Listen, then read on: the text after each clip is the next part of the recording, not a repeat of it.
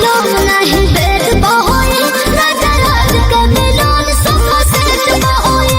टूटल पलंग नहीं बेड बहोई राजा राज के मिलन सोफा सेट बहोई।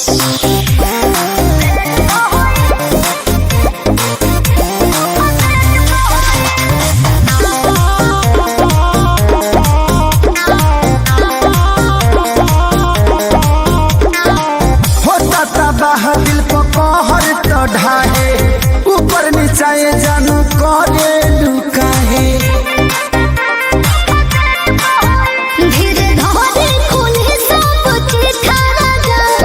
सहबर के फल होला मीठा राजा जानू कर ढेर चूक हमरा लागल बाटे भूख हकेल कबल रे हर इंटरनेट होई अरे नेट होई अभी टूटल बा पलंग नहीं बेड बहोई राजा राज के मिलन सोफा सेट बहोई अभी टूटल बा पलंग नहीं बेड बहोई राजा राज के मिलन सोफा सेट बहोई।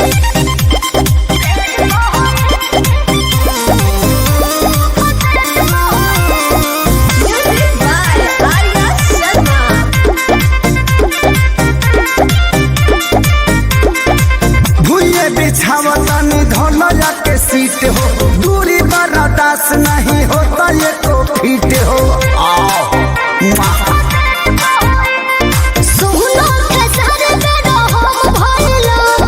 जालिम बोलो को तब भइलो जन कर परेशान न तो चल जाई जान कबले चुमा चटिए जानू भेंट होई अरे भेंट होई अभी टूटल बा पलंग